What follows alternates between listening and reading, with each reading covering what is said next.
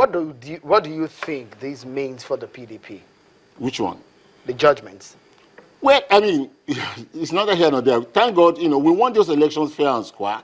And if the courts have returned us as winners, good luck to us. All right, this news came, and I'm very sure that you're aware. Our former Senate President, that is Senator Ken Inamani, dumped the PDP officially, saying that he's going to be retiring from active politics for a while, and he's going to be taking a time to think about his position as a politician, because he believes he is a politician of principle. And these are his own words. He said, "I do not believe I should continue to be a member of the PDP as it is defined today.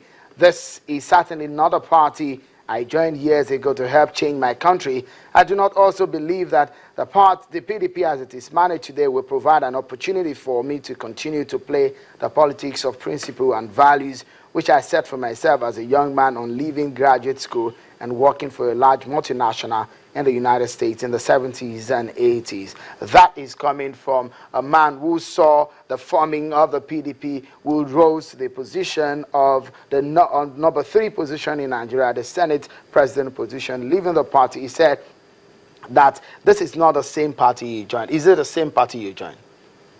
A lot of water has passed under the bridge, so to speak. The PDP has changed, and that is also part of the reasons why we failed. So, I'm not going to sit down here and cry over spilled milk. Now, when you're, human organizations do not remain static. They change, either for good or for worse. But when you're in government, for a period as long as 16 years, there's a tendency for the people in government to consider that the affairs of the party are not really that too important. So anybody really can occupy any position there, because they really do not really matter. We only need them for elections, which we are going to win anyway because we are incumbent. So that may actually account for some, some discounting or diminishing of the status of those who ought to be there. But let me tell you, Kenny Namani is one of our brilliant stars, and one of those I refer to as the golden boys of the PDP. He's a man of high comportment, dignity, integrity, honor. We hold him in the highest esteem.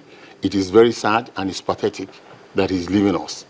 But the PDP, the PDP is a massive organization. Many have left it, but it still remains. Some of us will not leave the PDP. We are not going to leave the PDP. Why? Why should we leave the PDP? This is our body. This is our soul. We invested in it. We put everything we had in it. If there's anything wrong with it, some of us are going to stay here and stay in it and, fight inside and ensure, that we get it right. And we're going to get it right. All right. You worked with former President Olusegun Obasanjo. Yes, sir. You worked with former President Goodluck Jonathan. Are you staying in the PDP because of personal gains? What is gain? What is there for me to gain? You gained it when you were made an aide to former President Obasanjo. Can I tell you something? Wasn't it a gain when you became an aide to President Goodluck Jonathan? Can I tell you something that is very interesting about me? The appointments I've had in government from Obasanjo till now were appointments that were given to me because of the special merit that I have. I'm a communicator. I'm a political communicator, one of the best you find in this country. I'm always called upon to come when things are tough, and I always do my bit.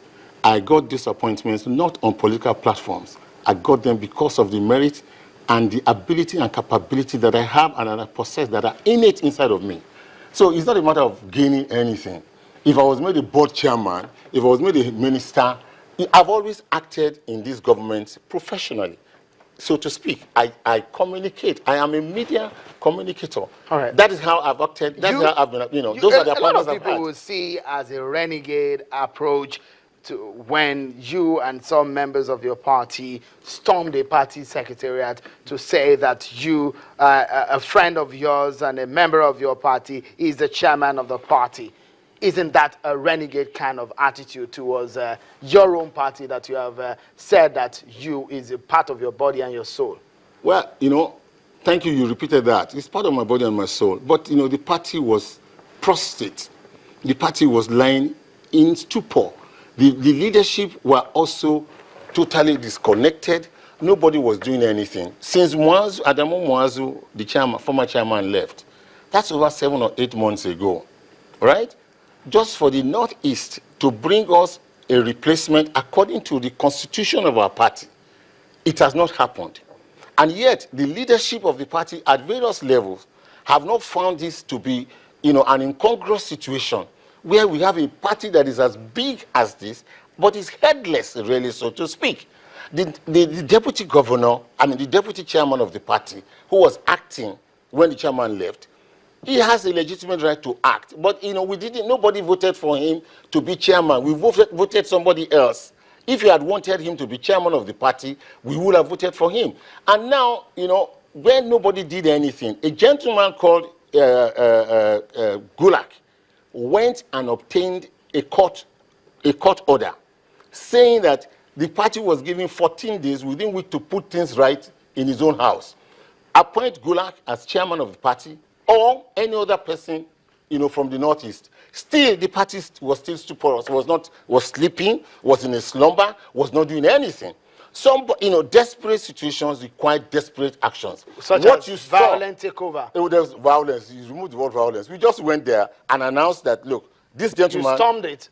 There's nothing like storming. I mean, when you go to someone's home without a person's someone's home. consent, It's not someone's home. It's you're our not home. legitimately it is our home. Installed as the executives of the party. Sheung, listen to me. You're not a politician. I'm a political journalist. So fine. I know that if you were not elected as at that time, yes, but you stormed that. But we had an instrument. We had an instrument which is a court order saying that this person that was talking, you know, should be made the chairman, or in the absence, and it was for a period of 14 days. That 14 days, or those 14 days expired. In the expiration of those 14 days, our own lawyers said to us that the only legitimate thing that ought to happen now is that Goodluck, since he's the only person that has shown up to be interested, no other person has shown interest from the Northeast, should be installed as chairman. And in actual fact, thank God Goodluck did that. Everybody suddenly woke up from their slumber.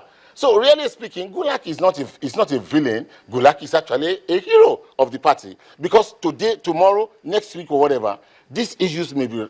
By the way, Gulak is also not a desperate human being. All we are asking for is that our leaders must wake up and we must quickly put our house in order. We are under serious plummeting from the APC, from the government, from various quarters, that we cannot afford to be sleeping. We cannot afford to be inactive. We cannot afford not to be on the platform ready to defend ourselves. All right. This is what we did.